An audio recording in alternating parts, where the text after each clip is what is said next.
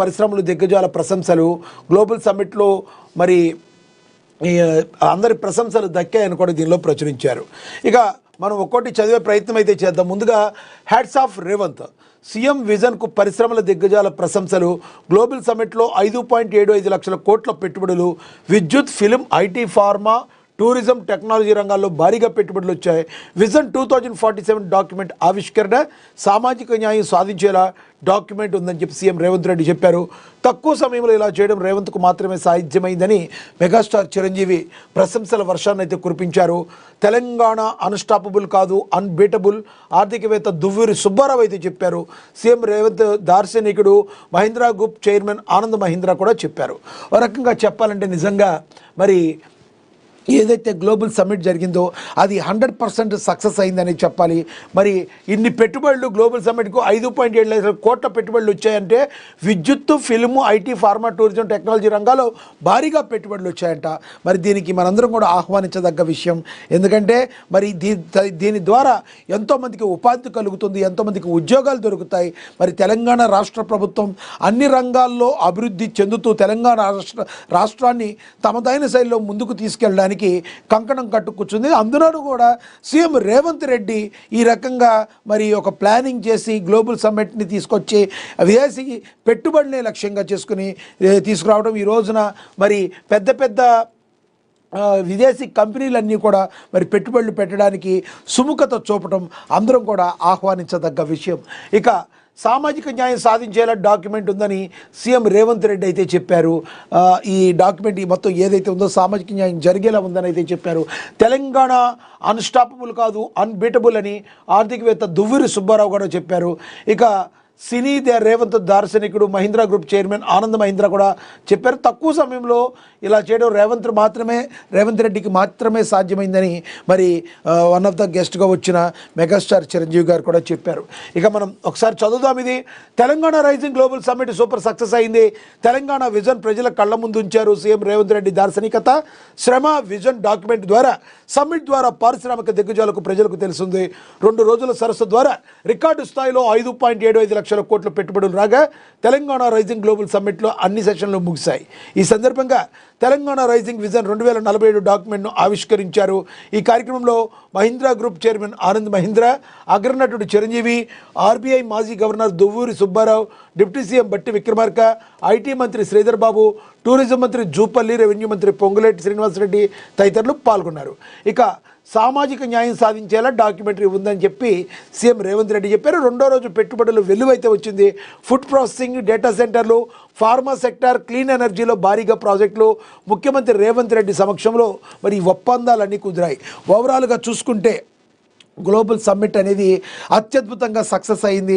మరి విదేశీ పెట్టుబడులే లక్ష్యంగా మరి వచ్చి అవి అనుకూలంగా ఉండి మరి ఎప్పుడు కార్యరూపం దాలిస్తే అప్పుడు ఇమీడియట్లీగా కూడా మరి దీనికి సంబంధించి ఎంతోమందికి ఉపాధి కలిగే అవకాశం కనబడుతుంది. ఉద్యోగ అవకాశాలు కూడా వచ్చే అవకాశం ఉంటుంది. తద్వారా మెరుగైన విధంగా తెలంగాణ ఆర్థికంగా కూడా ఇంకా పుంజుకుని ప్రపంచ దేశాల్లో మరి తెలంగాణ ఒక గుర్తింపు పొందినట్టుగా ఒక రాష్ట్రంగా మరి గుర్తింపు పొందుతుంది. దీనంతటికీ కూడా కారకులు ఎవరంటే మరి కాంగ్రెస్ ప్రభుత్వం సీఎం రేవంత్ రెడ్డి ఆధ్వర్యంలో జరిగిందని చెప్పి మరి వీళ్ళందరూ చెప్పడం అయితే జరిగింది. ఇక మనం చూడొచ్చు, నీలాంటి కుక్కలను మస్తు మందిని చూసిన మరి మాధవరం కృష్ణారావు కుకట్పల్లి ఎమ్మెల్యే ఎవరైతే ఉన్నారో కల్వకుంట్ల కవిత మీద చాలా తీవ్రమైన వ్యాఖ్యలు చేశారు. అంతకుముందు కవిత కొన్ని చేసిన వ్యాఖ్యలకి మరి బీఆర్ఎస్ ఎమ్మెల్యేల మీద చేసిన వ్యాఖ్యలకి కౌంటర్గా మరి మాధవరం కృష్ణారావు ఈ వ్యాఖ్యలు చేశారు. ఆయన ఏమందారో ఒకసారి చూద్దాం. కవితపై కుకట్పల్లి ఎమ్మెల్యే మాధవరం కృష్ణారావు తీవ్రమైన వ్యాఖ్యలు చేశారు. మంత్రి పదవులు ఎంతకు అమ్ముకున్నావో అందరికీ తెలుసు. నీ అత్తగారి ఊరిలో నీకు గెలవడం చేత కాలేదు. కేటీఆర్ను జైలుకు పంపాలి, హరీష్ను బయటకు పంపాలి పార్టీ నుంచి. ఇదే కదా నీ ప్లాన్? నీ భర్తకు బాలానగర్ ప్రాంతంలో 1000 కోట్లు ఎట్లా వచ్చినాయి అని చెప్పి ఆయన ప్రశ్నించారు. మాధవరం వ్యాఖ్యలు కబడ్దార్ కవిత అంటూ టీ న్యూస్లో హైలైట్ అయింది. కుకట్పల్లి ఎమ్మెల్యే తీరుపై జాగృతి శ్రేణులు తీవ్ర ఆగ్రహం అయితే వ్యక్తం చేస్తున్నారు. ఇక నేను నీ కబ్జాల చట్టా విప్పితే దారుణంగా ఉంటుంది, నీలాంటి కుక్కలను మస్తు మందిని చూసినా అన్నారు. కానీ ఇది చాలా అభ్యంతరమైన వర్డ్.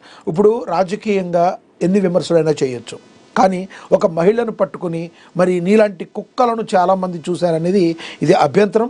కంపల్సరీ ఒక మహిళకైతే క్షమాపణ చెప్పాల్సిన అవసరం అయితే ఉంటుంది. ఆయన ఒక సీనియర్ రాజకీయ నాయకుడు, ఆయన టీడీపీలో తన ప్రస్థానం స్టార్ట్ చేసి ఈ రోజున బీఆర్ఎస్లో ఉన్నారు. మాధవరం కృష్ణారావు గారు అంటే ఎమ్మెల్యేగా ఆయనకంటూ ఒక ప్రత్యేక స్థానం ఉంది. ఎంత స్థానం ఉన్నప్పటికీ కూడా ఒక మహిళను కుక్క అని అనటం ప్రెస్ ముందు మరి ఇది చాలా అభ్యంతరకరమైన వాడు. దీని గురించి మరి ఒకసారి ఆయన పునరాలోచించుకోవాలి. మరి నీకు ఎవరు భయపడతాడంటూ బీఆర్ఎస్ నేత కుక్కడపల్లి ఎమ్మెల్యే మాధవరం కృష్ణారావు ఓ రేంజ్లో ఫైర్ అయిపోయారు. జిహెచ్ఎంసీ పరిధిలో జాగృతి జనం బాట కార్యక్రమం నిర్వహించిన కవిత ఈ సందర్భంగా ఈ ప్రాంతంలోని బీఆర్ఎస్ ఎమ్మెల్యేలను అయితే టార్గెట్ చేశారు. మరి ఈ క్రమంలోనే కుక్కడపల్లి ఎమ్మెల్యే మాధవరం కృష్ణారావు భూ కబ్జాలపై పెట్టిన దృష్టి ప్రజలపై పెట్టి ఉంటే బాగుండేది అన్నారు. కవిత గారు మరి మాట్లాడేటప్పుడు ఒక ఆరోపణ అయితే చేశారు. మరి నేను భూ కబ్జాలు చేశానో లేదో, నువ్వు భూ కబ్జాలు చేసావో ఏదో, ఎస్ విమర్శలన్నీ చేయొచ్చు. నీలాంటి కుక్కలకు అని అనటం, ఒక మహిళని అనటం అది కరెక్ట్ కాదని మేధావులు రాజకీయ విశ్లేషకులు కూడా చెప్తున్నారు. ఇక ఈ క్రమంలోనే కుక్కడపల్లి ఎమ్మెల్యే మాధవరం కృష్ణారావు భూ కబ్జాలు పెట్టిన దృష్టిపై పెట్టి ఉంటే బాగుండేదన్నారు. కవిత ఆరోపణలపై మంగళవారం ఎమ్మెల్యే మాధవరం కృష్ణారావు సీరియస్గా రియాక్ట్ అయ్యారు. ఇదివరకు ఎవరూ రియాక్ట్ కాని రీతిలో మాధవరం కృష్ణారావు అయితే రియాక్ట్ అవ్వటం అయితే మనం చూసాం. నేను తెల్లారి లేచిన తర్వాత ప్రజలందరికీ కూడా అందుబాటులో ఉంటాను. ఎర్లీ మార్నింగ్ నేను స్నానం చేసి కూర్చున్నానంటే 6 నుంచి 7 అలా కూర్చున్నానంటే ప్రజా సమస్యల మీద కూర్చుంటాను. నేను నీకు అల్లాటప్పాళ్ళలాగా కనబడుతున్నానా? అసలు నీకు 1000 కోట్లు నీ భర్తకి మరి బాలానగర్ సమీపంలో ఎలా వచ్చినాయి అని ప్రశ్నల వర్షాన్ని అయితే కురిపించారు. దీనికి సంబంధించి మరి కవిత గారు కూడా సమాధానం చెప్పుకోవాల్సిన అవసరం ఉంటుంది. ఎందుకంటే తీవ్రమైన ఆరోపణ చేశారు. ఈయన కూడా నీ భర్తకు బాలానగర్ ప్రాంతంలో 1000 కోట్లు ఎట్లా వచ్చినాయి అని ప్రశ్నించారు. దీనికి సమాధానం కవిత ఏం చెప్తారో అవతల సైడ్ నుంచి మనం కూడా వేచి చూడాల్సిన పరిస్థితి. ఇక నెక్స్ట్ చూద్దాం. ఆర్ఎస్ఎస్ గుప్పిట్లో ఎన్నికల వ్యవస్థ ఉందని చెప్పి రాహుల్ గాంధీ తీవ్రమైన వ్యాఖ్యలు చేశారు. లోక్సభలో రాహుల్ గాంధీ ఫైర్ అయ్యారు. రాజ్యాంగ వ్యవస్థను చేతుల్లోకి తీసుకోవడమే రాష్ట్రీయ స్వయం సేవక్ సంఘ ఎజెండా అని, ఆ ఎజెండానే ప్రభుత్వం అమలు చేస్తుందని కాంగ్రెస్ ఎంపీ రాహుల్ గాంధీ తెలిపారు. స్పెషల్ ఇంటెన్సివ్ రివిజన్పై మంగళవారం నాడు లోక్సభలో జరిగిన చర్చలో రాహుల్ గాంధీ మాట్లాడుతూ ఆర్ఎస్ఎస్ వాదనలకు సమానత్వంపై నమ్మకం లేదని, అన్ని వ్యవస్థలపైన ఆధిపత్యం చూపుతుందని విమర్శించారు రాహుల్ గాంధీ అని కూడా ఇక ప్రచురించారు. ఇక సొంతిల్లు సామాన్యుడి హక్కు, తెలంగాణ మోడల్ దేశ